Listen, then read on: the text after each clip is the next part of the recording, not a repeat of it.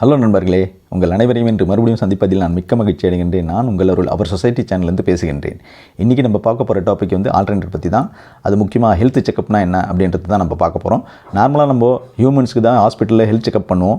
But இங்கே இந்த word term ஏன் யூஸ் பண்ணுறாங்க அப்படின்னா அவ்வளோ இம்பார்ட்டன்ஸுங்க ஆல்டர்னேட். அது முக்கியமாக டிஜி செட்டுக்கு ஆல்டர்னேட்டோட ஹெல்த் செக்கப் நிறைய பேர் ஒழுங்காக பண்ணுறதில்ல அப்படின்றது தான் நான் தெரிஞ்ச வரைக்கும் அனுபவிச்சது சொல்கிறேன் உங்ககிட்ட. ஆக்சுவலாக அதில் ருட்டீன் மெயின்டெனன்ஸ் செக் பாயிண்ட்ஸ் இருக்குது. ஆக்சுவலி நம்ம ஜென்ரேட்டருக்கு பார்த்தீங்கன்னா டிஜி செட்டுக்கு ஆக்சுவலாக அதுக்கு தனியாக A check, B check, C check, D check, E check, F check அப்படின்ட்டு ஏகப்பட்ட செக் பாயிண்ட்ஸ் போட்டுருப்போம். அதுக்கு ஓஎம் வந்து கரெக்டாக செக் பண்ணி கொடுப்பாங்க, ஏஎம்சிலாம். பட் ஆல்டர்னேட் கரெக்டாக செக் பண்ணுறாங்களா இல்லையா அப்படின்றது நமக்கு தெரியவே தெரியாது. ஸோ அதில் சில விஷயங்கள் மட்டும் பார்ப்பாங்க.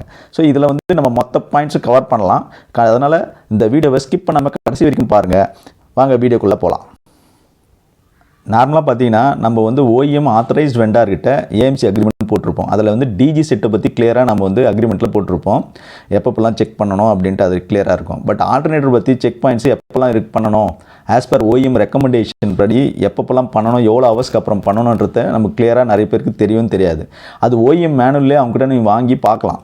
அது ஒரு ரெஃபரன்ஸாக கூட நீங்கள் பார்த்துக்கலாம், கரெக்டாக பண்ணுறாங்களா இல்லைன்னா அதை பேஸ் பண்ணி நீங்கள் அக்ரிமெண்ட் போட சொல்லி இன்சிஸ்ட் பண்ணணும். அப்படிங்கும்போது அக்ரிமெண்ட் போடாத பட்சத்தில் ரினியூவல் பண்ணும்போதாவது அட்லீஸ்ட் அதை வந்து இன்சிஸ்ட் பண்ணி அதை போடணும்.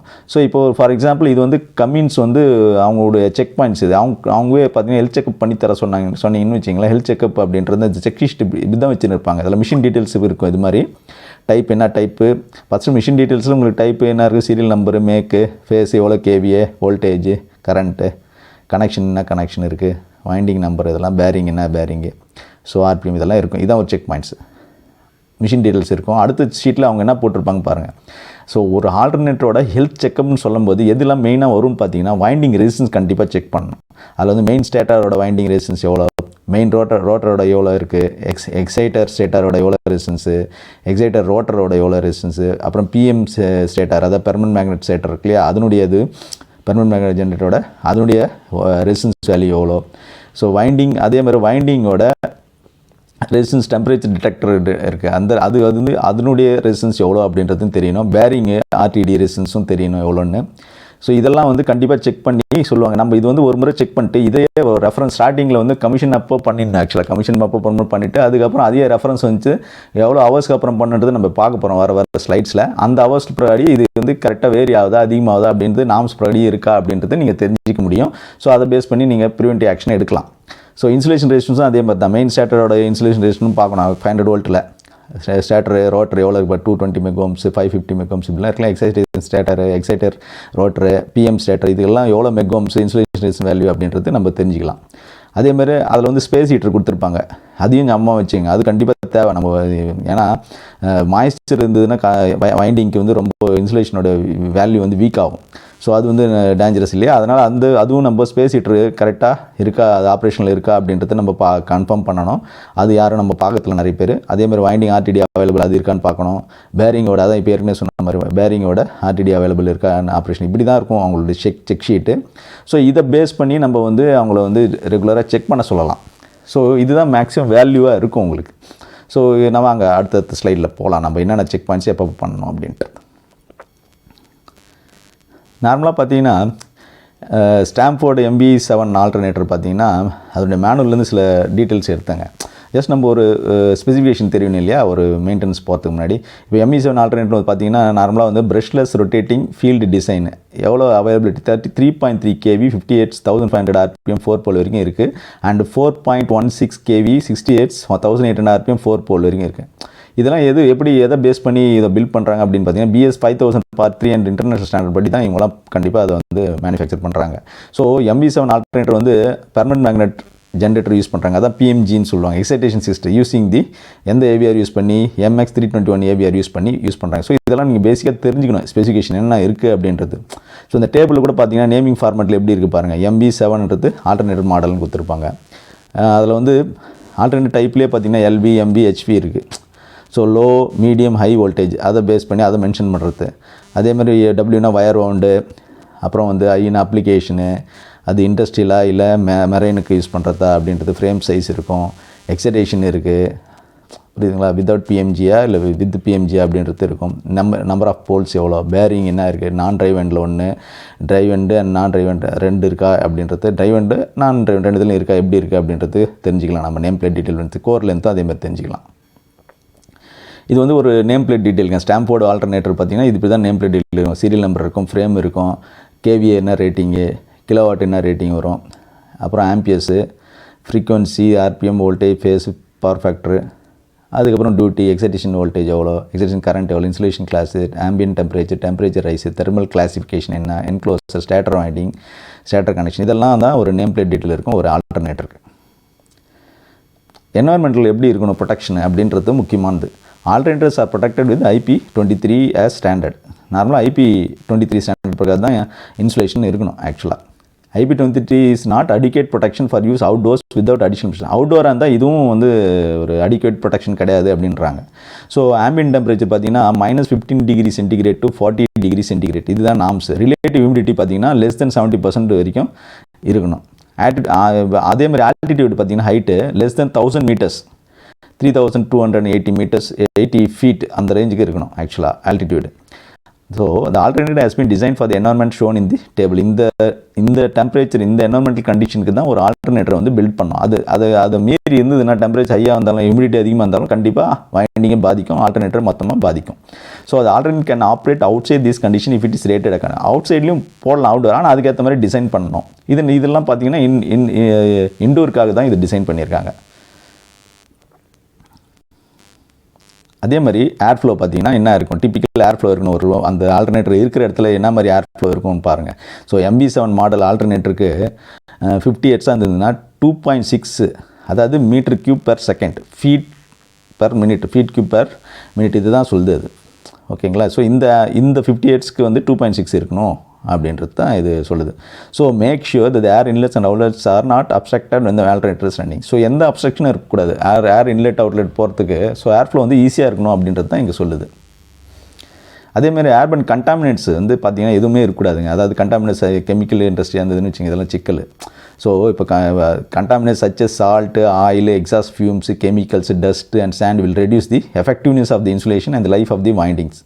So consider using and enclosure to protect the alternator. So இது மாதிரி கண்டிஷனில் சப்போஸ் சால்ட்டு இல்லை ஆயில் இது மாதிரிலாம் கெமிக்கல்ஸ் இது மாதிரி சாண்டு இதெல்லாம் இருந்துன்னு வச்சுங்க, அது இன்சுலேஷன் பாதிக்கும், வைண்டிங்கோட இன்சுலேஷனோட லைஃப் வந்து பாதிக்கும் போது அதுக்கேற்ற என்க்ளோசர் நீங்கள் போன ப்ரொடெக்ஷனுக்காக அப்படின்றது தான் சொல்கிறாங்க. அதே மாதிரி ஹியூமிட் கண்டிஷனில் என்ன சொல்லுது பாருங்கள், water carrying capacity of air depends on temperature. So if the air temperature falls below the saturation point, dew may form on the windings, reducing the electrical resistance of the insulation. In humid condition, additional protection may be required even if the alternator is fitted inside the enclosure. Anti-condensation heaters are fitted as standard. So air temperature ரொம்ப முக்கியங்க. அது saturation, அந்த temperature ரொம்ப கீழேயும் போகக்கூடாது. ஒரு saturation point கீழே போச்சுன்னா அது கண்டிப்பாக வந்து ரெசிஸ்டன்ஸ் வேல்யூ குறையும், இன்சுலேஷனோட ரெசிஸ்டன்ஸ் வேல்யூ, வைண்டிங்கோட இன்சுலேஷன் வேல்யூ எல்லாமே பார்த்திங்கன்னா பிரச்சனை வரும், கம்மியாகும். ஸோ இப்போ அதுக்கு என்ன பண்ணணும், என்க்ளோசர் இருந்தால் கூட அதில் வந்து ஆன்டி கண்டன்சேஷன் ஹீட்டர்ஸ், கண்டன்சேஷன் ஆகாமல் இருக்குது ஹீட்டர்ஸ் வந்து கண்டிப்பாக அதில் ஃபிக்ஸ் பண்ணியிருக்கணும் ஸ்டாண்டர்ட் படி அப்படின்னு சொல்கிறாங்க. ஸோ இந்த ஆன்டி கண்டன்சேஷன் ஹீட்டர்ஸ் பார்த்தீங்கன்னா power to the anti condensation supply to the separate source, அது செப்பரேட் சோர்ஸாக கொடுக்கணும். Anti condensation heaters raise the air temperature raise பண்ணணும் and the windings to deter condensation forming in humid condition when the alternator is not operating. Best practice to energize the heaters automatically when the alternator is off. So இந்த anti condensation ஹீட்டர்ஸ்லாம் பார்த்தீங்கன்னா ஆட்டோமேட்டிக்காக on ஆகணும், of ஆகணும். So alternate of ஆகும்போது அது on ஆகணும், அப்படி ஆட்டோமேட்டிக்காக இது ஃபங்க்ஷன் ஆகிற மாதிரி செட் பண்ணியிருக்கணும். அப்போ தான் வந்து வைண்டிங்ஸ்க்கு வந்து ரொம்ப நல்லது, கண்டன்சேஷன் ஆகாமல் தடுக்கும். ஸோ என்க்ளோசர் பற்றி ஏற்கனவே சொன்னோம், it fit and enclosure to protect the alternator from environment condition. So ஆல்டர்னேட்டருக்கு ப்ராப்பரான என்க்ளோசர் இந்த என்வரன்மெண்ட் கண்டிஷன்லேருந்து ப்ரொடெக்ட் பண்ணுறதுக்கு கண்டிப்பாக அதுக்கேற்ற மாதிரி என்க்ளோசர் கண்டிப்பாக போடணும் அப்படின்றது தான் இங்கே என்ஷூர் பண்ணணும் நம்ம. ஸோ வைப்ரேஷன் அடுத்தது பார்த்திங்கன்னா, இந்த வைப்ரேஷன் பார்த்திங்கன்னா alternators are design to withstand the vibration levels. So அதுக்கும் ஒரு தனி அதுக்கு ஸ்டாண்டர்ட் இருக்குங்க. அந்த ஸ்டாண்டர்ட் படி தான் இந்த வைப்ரேஷன் இருக்கணும், அதுக்கு மேலேயும் போகக்கூடாது. அதுக்கு மேலே போச்சுன்னா கண்டிப்பாக ஏதோ பிரச்சனை இருக்குன்னு அர்த்தம் மிஷினில். ஸோ இது வந்து எதை மீட் பண்ணுது அப்படின்னா ISO 8528 அந்த ஸ்டாண்டர்ட் படி, BS பார்த்திங்கன்னா 5003 இந்த ஸ்டாண்டர்ட் படி தான் அந்த ஆல்டர்னேட்டர்ஸ் வந்து டிசைன் பண்ணியிருப்பாங்க, வைப்ரேஷன் லெவல் எவ்வளோ இருக்கணும் அப்படின்னு. இப்போ லீனியர் வைப்ரேஷன் லெவல்ஸ் பார்த்திங்கன்னா இந்த MB7 ஆல்டர்னேட்டரில் இன்ஜின் ஸ்பீடு வந்து 1300லேருந்து 2000 இருக்குன்னு வச்சிங்களேன். பவர் இன்புட் வந்து பவர் அவுட்புட் பார்த்திங்கன்னா 250 kVA வைப்ரேஷன் டிஸ்பிளேஸ்மெண்ட் பார்த்தீங்க எவ்வளோ இருக்கணும், ஆர்எம்எஸ் பார்த்தீங்கன்னா 0.32 இருக்கணும். இதெல்லாம் நீங்கள் வந்து தெரியலனா கூட ஓஇஎம் யார்கிட்ட எய்ம்ஸ் கூட அவங்க கூட கேட்டு தெரிஞ்சுக்கின்னு அதை மெஷர் பண்ணி காமிக்கலாம். நீங்கள் மெஷர் பண்ணி காமிக்க சொல்லலாம். நீங்கள் வைப்ரேஷன் வெலாசிட்டி பார்த்தீங்கன்னா 20 இருக்கணும், வைப்ரேஷன் ஆக்சிலரேஷன் பார்த்தீங்கன்னா 30. இதெல்லாம் வந்து முக்கியமான நம்ம இதை வச்சே நம்ம தெரிஞ்சுக்கலாம் எந்த லெவலுக்கு மிஷின் வந்து எந்த லெவலுக்கு பர்ஃபெக்டாக இருக்குது அப்படின்றது. அதேமாதிரி டெம்பரேச்சர் சென்சார்ஸ்னு இருக்குது இல்லையா, நம்ம வந்து 2 டெம்பரேச்சர் சென்சார் ரெசிஸ்டன்ஸ் பார்க்கணும்னு சொன்னோம் அந்த செக் பாயிண்ட்ஸில். அதில் வந்து ரெசிஸ்டன்ஸ் டெம்பரேச்சர் டிடெக்டர்னு ஆர்டிடின்னு சொல்லுவாங்க. அடுத்தது அது வந்து 2 டைப். ஒன்று வந்து இப்போ பார்த்தீங்கன்னா இது எங்கெங்கெல்லாம் ஃபிட் பண்ணியிருப்பாங்க ஒரு இது பார்த்துங்க. இதுவும் வந்து ஒரு சேஃப்டி டைரக்டிவ்ஸ் தான், அதாவது ஸ்டாண்டர்ட்ஸ் மீட் பண்ணணும். இதுவும் temperature sensors detect abnormal over heating of main stator windings. எதுக்காக பண்ணுறோம், ஸ்டேட்டர் வைண்டிங் வந்து அப்நார்மலாக ஹீட் ஆகுதா அப்படின்னு நம்ம இந்த டெம்பரேச்சர் சென்சார் வச்சு நம்ம தெரிஞ்சுக்கலாம். அதேமாதிரி பேரிங் வந்து ஓவர் ஹீட் ஆகுதா அப்படின்னு. இது ரெண்டும் ரொம்ப முக்கியமானதுங்க. இந்த சென்சார்ஸ் ஆர் 2 டைப்ஸ். அதில் அதை தான் சொன்னேன், resistance temperature detect RTT sensor, அதே மாதிரி வந்து பாசிட்டிவ் டெம்பரேச்சர் கோஎஃபிஷியன்ட் தெர்மிஸ்டர் அதுவும் இருக்கும். ஸோ இது ரெண்டுமே இருக்கதான் பார்த்துங்க. அட்லீஸ்ட் ஆர்டிடியாவது இருக்கணும் ஆக்சுவலாக. ஸோ இது ரெண்டுத்தோட ரெசிஸ்டன்ஸ் நம்ம டெம்பரேச்சர் அதிகமாச்சுன்னா அதை வச்சு தெரிஞ்சுக்கலாம் நம்ம. ஸோ இது வந்து ஒரு வேல்யூ கொடுத்துருக்காங்க. ஸோ இப்போ வந்து இந்த ரெசிஸ்டன்ஸ் ஆஃப் இப்போ வந்து இந்த பிடி 1100 சென்சார் வந்து பார்த்திங்கன்னா ஒரு 40 to 180 டிகிரி சென்டிகிரேட் இருக்குது. அந்த லெவலில் 40 டிகிரி டெம்பரேச்சர் இருந்ததுன்னா எவ்வளோ ரெசிஸ்டன்ஸ் இருக்கணும், 115 இருக்கணும் இந்த ரெசிஸ்டன்ஸ். இதுதான் கரெக்டுன்னு அர்த்தம். ஸோ இந்த வேல்யூ இந்த டேபிள் பேஸ் பண்ணி இது ஓஎம் மேனுவலே இருக்குது. இந்த டேபிள் பேஸ் பண்ணி கரெக்டாக இருக்கா அப்படின்றத நீங்கள் கன்ஃபார்ம் பண்ணிக்கலாம். ஸோ ரெசிஸ்டன்ஸ் வேல்யூ கரெக்டாக இருக்கா அப்படின்ட்டு temperature sensor 2 temperature sensor working condition check பண்ணுறதுக்கு இது ரொம்ப யூஸ்ஃபுல்லாக இருக்கும். அது வந்து பார்த்திங்கன்னா அதிலே பார்த்திங்கன்னா alarm shut down temperature setting for windings. இப்போ பார்த்திங்கன்னா வைண்டிங் இன்சுலேஷன் கிளாஸ் பி இருக்குன்னு வச்சிங்களேன், மேக்ஸிமம் கண்டினியூஸ் டெம்பரேச்சர் 130 இருக்கும். அலாம் டெம்பரேச்சர் எவ்வளோ 120 வந்தோன்னா அலாம் அடிக்கிற மாதிரி. ஷட் டவுன் எப்போ ஆகணும் 140 ரீச் ஆச்சுன்னா ஷட் டவுன் ஆகணும். ஸோ கிளாஸ் எஃப்க்கு எவ்வளோ 165, கிளாஸ் ஹெச்சுக்கு 190. இதெல்லாம் வந்து இந்த டெம்பரேச்சர் ரீச் ஆச்சுன்னா ஷட் டவுன் ஆகிடும் ஆட்டோமேட்டிக்காக. ஸோ இது alarm and shut down temperature setting வந்து கண்டிப்பாக வேணும் வைண்டிங்க்கு. அதேமாதிரி பேரிங்க்கும் இருக்குது. புரியுதுங்களா, பேரிங்க்கு வந்து பாருங்கள் ட்ரைவ் அண்ட் பேரிங்னா 45 plus maximum ambient temperature. Shut down temperature எவ்வளோ 50 மேலே போச்சுன்னா, நான் ட்ரைவ் அண்டுக்கு எவ்வளோ 40 plus maximum ambient, 45 shut down temperature. So இதெல்லாம் வந்து ரொம்ப முக்கியங்க alarm and shut down temperature setting for winding. Test voltage பார்த்திங்கன்னா எவ்வளோ மினிமம் இன்சுலேஷன் ரெசிஸ்டன்ஸ் வந்து எவ்வளோ இருக்கணும் அப்படின்றத ஒரு டேபிள் இருக்குது, ஓஎம்லேயே கொடுத்துருப்பாங்க. நீ ஜஸ்ட் பார்த்துக்கலாம். இப்போ வந்து மீடியம் வோல்டேஜ் வந்து இருக்குன்னு வச்சிங்களேன். இப்போ டெஸ்ட் வோல்டேஜ் இப்போ நம்ம நார்மலாக பார்த்திங்கன்னா டெஸ்ட் வோல்டேஜ் 500 இதுலேயே வச்சா கூட போதும். ஸோ இது வந்து medium voltage 1 to 4.16 kV each phase இருக்குன்னு வச்சிங்களேன். அந்த மீடியம் வோல்டேஜ் ஸ்டேட்டராக இருந்ததுன்னா ஸோ அதுக்கு வந்து 2500 வோல்டேஜ் டெஸ்ட் வோல்டேஜ் வச்சு நீங்கள் இப்போ மெஷர் பண்ணிங்கன்னா இன்சுலேஷன் ரெசிஸ்டன்ஸ் எவ்வளோ இருக்கும், மினிமம் இன்சுலேஷன் வேல்யூ 100ஆவது இருக்கணும். சர்வீஸில் இருந்தால் 550ஆவது இருக்கணும். இதே வந்து பிஎம்ஜி ஸ்டேட்டராக இருந்ததுன்னா 500 டெஸ்ட் வோல்டேஜ் போட்டிங்கன்னா மெகரில் உங்களுக்கு 5 ரெசிஸ்டன்ஸ் வேல்யூவாவது இருக்கணும். மினிமம் வந்து 3ஆவது இருக்கணும் சர்வீஸ்லேருந்து தான். ஸோ இதே தான் எக்ஸைட்டிங் ஸ்டேட்டரும் சரி. இதெல்லாம் வந்து வேல்யூ உங்களுக்கு தெரியும், ஓரளவுக்கு தெரிஞ்சுக்கும் இன்சுலேஷன் ரெசிஸ்டன்ஸோட. அது வந்து நீங்கள் ஒரு ரெஃபரன்ஸாக வச்சிங்கன்னா ரெக்கார்டில் வச்சிங்கன்னா அது அப்படியே அடுத்த முறை பார்க்கும்போது வேரி ஆகுதா கம்மியாகுதா அப்படின்றத நீங்கள் மானிட்டர் பண்ணிக்கலாம். ஸோ இது இன்சுலேஷன் ரெசிஸ்டன்ஸ் வந்து ரொம்ப முக்கியம். அதே மாதிரி ரெசிஸ்டன்ஸ் ஆஃப் தி வைண்டிங்கும் என்னன்றதை நம்ம ஒரு ஓஎம்லேயே மேனுவல்லே கொடுத்துருக்காங்க. இது பார்த்திங்கன்னா எக்ஸைட்டர் ஸ்டேட்டரோட ஓம்ஸ் பார்த்திங்கன்னா 17 இருக்கும். ரோட்டர் பார்த்திங்கன்னா 0.096, மெயின் ரோட்டரோட ஓம்ஸ் பார்த்திங்கன்னா 1.2, main stator phase to neutral line to neutral பார்த்திங்கன்னா 0.125 இருக்கணும். பிஎம்ஜியோட ஸ்டேட்டர் பார்த்திங்கன்னா 3.8 ohms இருக்கும். இதெல்லாம் வந்து ரெசிஸ்டன்ஸ் ஆஃப் வைண்டிங் இப்போ 20 டிகிரி சென்டிகிரேட் கண்டிஷனில். ஸோ இதெல்லாம் வந்து இதுவும் ரொம்ப முக்கியம். So resistance, insulation resistance value, temperature sensor இதெல்லாம் வந்து நம்ம செக் பாயிண்ட்ஸ் பண்ண இருக்குது. அந்த செக் பாயிண்ட்ஸ் செக் பண்ணும்போது இந்த வேல்யூ வந்து ஓரளவுக்கு கரெக்டாக இருக்கா அப்படின்னு தெரிஞ்சதுக்காக நம்ம ஓஎம் மேனுவல்லே இருக்குது. ஸோ அதை தான் நான் இங்கே கொடுத்துருக்கேன். ஸோ இப்போ ஒரு ஸ்டாம்போர்ட் ஆல்டர்னேட்டரில் போஸ்ட் கமிஷனுக்கு அப்புறம் பார்த்தீங்கன்னா எப்போல்லாம் மெயின்டெனன்ஸ் செக் பண்ணுவாங்க அப்படின்னு பார்த்தீங்கன்னா ஆல்டர்னேட்டர் வந்து 250 hours, அதாவது 6 months இல்லை 250 hours என்னென்ன கண்டிஷன் செக் பண்ணுவாங்க பார்த்தீங்கன்னா என்வரன்மெண்டல் கண்டிஷன் என்னென்ன இருக்குது. அதான் அதில் நம்ம பார்த்த செக் பாயிண்ட்ஸ் எல்லாமே அதில் வந்துடும். செக் பாயிண்ட்ஸ் க்ளீன்லினஸ், அப்புறம் கம்ப்ளீட் மிஷின் டேமேஜாக இருக்கா, லூஸ் பார்ட்ஸ் இருக்கா, எர்த் பான்ஸ் இருக்கா, guards, screens, warning and safety labels இதெல்லாம் பக்காவாக இருக்கா அப்படின்றது நம்ம வந்து இன்ஸ்பெக்ட் பண்ணணும். டெஸ்ட் பண்ணுறது என்னென்னா ஆம்பியன்ட் டெம்பரேச்சர் டெஸ்ட் பண்ணணும் இன்சைட் அவுட் சைடில். அதே மாதிரி electrical nominal operating condition, excitations while alternates running இதெல்லாம் ஆல்டர்னேட் ரன் எக்ஸைட்டேஷனோட கண்டிஷனும் செக் பண்ண வேண்டியிருக்கும். ஸோ வைப்ரேஷன் அதேமாதிரி வைப்ரேஷன் செக் பண்ண ஆல்டர்னேட் ரன் ஆகும்போது. ஸோ இதெல்லாம் வந்து 250 hours 6 months வர செக் பாயிண்ட்ஸ். இதே 1000 hours 1 year அப்புறம் செக் பண்ணுற பாயிண்ட்ஸும் அதே தான் ஒரு மேக்ஸிமம் கவர் ஆகும். அதில் எக்ஸ்ட்ரா பார்த்தீங்கன்னா இதில் வந்து அதே தான் இது தான் இருக்குது. 250 hours என்ன இருக்கோ அதே தான் வந்து 1000 hours கழிச்சும் 1 year கழிச்சும் அதே தான் நம்ம பண்ண வேண்டியிருக்கும். இதே 10,000 hours ஆயிடுச்சு 2 years ஆயிடுச்சு அப்படின்னா ஒன்று 10,000 இருக்கணும், இல்லைன்னா 2 years ஆகிருக்கணும். அப்படி இருக்கும்போது என்னென்ன செக் பாயிண்ட்ஸ் ஆல்டர்னேட்டில் அப்படின்னு பார்த்தீங்கன்னா கப்ளிங் அரேஞ்ச்மெண்ட் கரெக்டாக இருக்கா, அது ஒன்று அடிஷ்னலாக வருது. அது இல்லாமல் ஏற்கனவே பார்த்த பாயிண்ட்ஸ் என்வரன்மெண்டல் கண்டிஷன், கிளீன்லினஸ், அப்புறம் complete machine damage, loose parts and earth bonds, guards, screens, warning and safety labels. Test பார்த்தீங்கன்னா என்னென்ன இருக்குது, ஆம்பியன்ட் டெம்பரேச்சர் அதேமாதிரி பார்க்கணும், electrical nominal operating condition, excitations while alternators running, அப்புறம் வைப்ரேஷன் வைல் ஆல்டர்னேட்டர்ஸ் ரன்னிங், இதெல்லாம் வந்து பார்க்க வேண்டியிருக்கு. இதே 30,000 ஹவர்ஸ் ஆயிடுச்சு இல்லை 5 இயர்ஸ் ஆயிடுச்சுன்னா ஆல்டர்னேட்டர் என்னென்ன செக் பண்ணணும் அப்படின்னு பார்த்தீங்கன்னா கப்ளிங் அரேஞ்ச்மெண்ட்டு அதே தான். ஸோ 10,000 ஹவர்ஸ்க்கும் 30,000 ஹவர்ஸ்க்கும் ஒரே செக் பாயிண்ட்ஸ் தான். டெஸ்ட்டும் வந்து அதே தான். ஓகேங்களா? ஸோ இதை பார்த்துங்க. இதே வந்து கண்ட்ரோல் இதிலே வந்து ஆல்டர்னேட்டர் பார்த்தோம். அதேமாதிரி கண்ட்ரோல்ஸ் அண்ட் ஆக்சிலரிஸ் இருக்கு இல்லையா ஆல்டர்னேட்டரில், அதில் என்னென்ன டெஸ்ட் பண்ணணும் 250 ஹவர்ஸில், அதான் இல்லைனா 6 மந்த்ஸில், அப்படி எது முதல்ல வருது அது. ஸோ அதில் ஏவிஆர் செட்டிங் வந்து செக் பண்ணணும் ஆல்டர்னேட்டர் ரன் ஆகும்போது. அதேமாதிரி ஃபங்க்ஷன் ஆக்சிலரிஸோட ஃபங்க்ஷன் எல்லாமே செக் பண்ண வேண்டியிருக்கும். சின்க்ரனைசேஷன் கரெக்டாக நடக்குதா அப்படின்றது ரன்னிங் ஆகும்போது ஆல்டர்னேட்டர் அதுவும் செக் பண்ணணும். 1000 ஹவர்ஸ்லையும் அதே செக் பாயிண்ட்ஸ் தான். ஓகேங்களா? இது வந்து கண்டிப்பாக செக் பண்ணி ஆகணும்.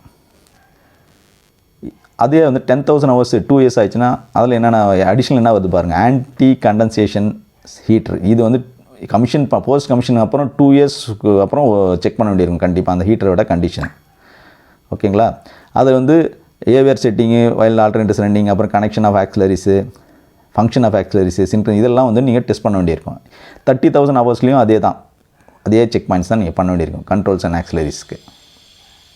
சரி, வைண்டிங்ஸில் என்னென்ன வரும் 250 ஹவர்ஸில் 6 மந்த்ஸில் அப்படின்னு பார்த்தீங்கன்னா அதில் கண்டிஷன் ஆஃப் வைண்டிங் செக் பண்ண வேண்டியிருக்கும். அதில் முக்கியமாக இன்சுலேஷன் ரெசிஸ்டன்ஸ் பார்க்கணும். அதில் இன்சுலேஷன் ஆஃப் ரோட்டர், எக்ஸைட்டர் எல்லாமே பார்க்க வேண்டியிருக்கும். டெம்பரேச்சர் சென்சாரோட ரெசிஸ்டன்ஸ் பார்க்க வேண்டியிருக்கும். அது எப்படி கரெக்டாக ஃபங்க்ஷன் ஆகுதா அப்படின்றது ஆல்டர்னேட்டர் ரன் ஆகும்போது பார்க்கணும். ஸோ இதே பாயிண்ட்ஸ் தான் வந்து 10,000 ஹவர்ஸ், அதாவது 1 இயர் கழிச்சு இந்த பாயிண்ட்ஸை செக் பண்ண வேண்டியிருக்கும் வைண்டிங்ஸ்க்கு. இதே வந்து 10,000 ஹவர்ஸ் 2 இயர்ஸ் ஆயிடுச்சுனாலும் இதே கண்டிஷன் தான். Temperature sensor, while alternators running வந்து கண்டிப்பாக பார்த்தே ஆகணும். 30,000 ஹவர்ஸ் 5 இயர்ஸ் ஆனாலும் அதே செக் பாயிண்ட்ஸ் தான் வரும். என்ன ஒன்று இன்சுலேஷன் ரெசிஸ்டன்ஸ் பார்க்க வேண்டியிருக்கும் கண்டிப்பாக. ஸோ பேரிங்ஸில் என்ன வருது பார்த்தீங்கன்னா 250 ஹவர்ஸில் பேரிங்கோட கண்டிஷன் நார்மலாக எதாவது அப்நார்மலாக இருக்கான்னு அவங்களே பார்த்து சொல்லிவிடுவாங்க. ஸோ 1000 ஹவர்ஸில் பார்த்தீங்கன்னா நம்ம வந்து இன்ஸ்பெக்ட் பண்ணுறதுக்கு பேரிங் கண்டிஷன் என்ன கரெக்டாக இருக்கான்னு ஜஸ்ட் இன்ஸ்பெக்ட் பண்ணணும். டெஸ்ட் பண்ணுறதுக்கு மட்டும் டெம்பரேச்சர் சென்சர்ஸ், அந்த பேரிங்கோட டெம்பரேச்சர் சென்சர் இருக்குல்ல, அது வந்து கரெக்டாக என்ன ஃபங்க்ஷன் ஆகுதா, அதனுடைய ரெசிஸ்டன்ஸ் வேல்யூ என்ன, அதெல்லாம் பார்க்கலாம் நம்ம. ஸோ அது ஒழுங்காக வேலை செய்யுதா அப்படின்றது. ஸோ அது வந்து டெஸ்ட் பண்ணி பார்க்க வேண்டியிருக்கும். 10,000 ஹவர்ஸ் ஆயிடுச்சுன்னா 2 இயர்ஸ் ஆயிடுச்சுன்னு வச்சுங்க, அப்போ கண்டிஷன் ஆஃப் பேரிங்ஸ் அப்பவும் பார்த்தாகணும். ஸோ 30,000 ஹவர்ஸ் 5 இயர்ஸ் ஆனாலும் கண்டிஷன் ஆஃப் பேரிங்ஸு பார்க்கணும். பட் ஆனால் அங்கே வந்து 30,000 5 இயர்ஸ் ஆனாவே கண்டிப்பாக நல்லா இருந்தால் கூட ரீப்ளேஸ் பண்ணிடணுன்றது தான் இங்கே சொல்கிறாங்க பேரிங்ஸோட கண்டிஷனு. சரி, கூலிங் ஃபேன் இருக்கு இல்லையா, அந்த கூலிங் ஃபேனோட கண்டிஷனும் நம்ம வந்து இந்த மெயின்டெனன்ஸ் செக் பாயிண்ட்டில் வருதுங்க. 250 ஹவர்ஸ்னு வச்சிங்களா, அந்த கண்டிஷன் ஆஃப் ஃபேனு பார்க்கணும், டெஸ்ட் பண்ணணும். அப்புறம் கண்டிஷன் ஆஃப் ஏர் ஃபில்டரோட டெஸ்ட் பண்ண வேண்டியிருக்கும். இது எல்லாத்துக்குமே ஒரே பாயிண்ட்ஸ் தான். 250 ஹவர்ஸ்க்கு ஒரு முறை பண்ணணும், 1000 ஹவர்ஸ் ஆனால் இல்லை 1 இயர் ஆனாலும் பண்ணணும், 10,000 ஹவர்ஸ்க்கும் இதே தான் பண்ணணும், 30,000 ஹவர்ஸ்க்கும் இதே தான் பண்ணணும்.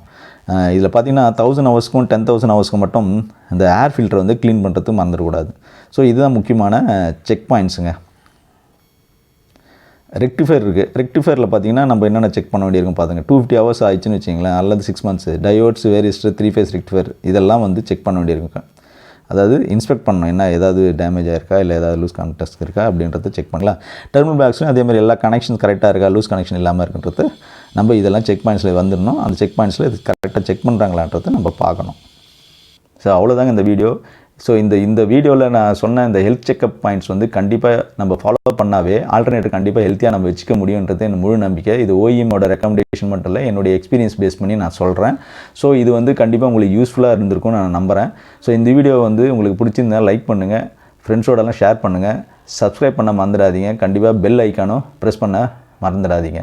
ஸோ அப்போ தான் உங்களுக்கு அடுத்தடுத்து வீடியோ போடும்போது உங்களுக்கு நோட்டிஃபிகேஷன் வரும். நன்றி, வணக்கம்.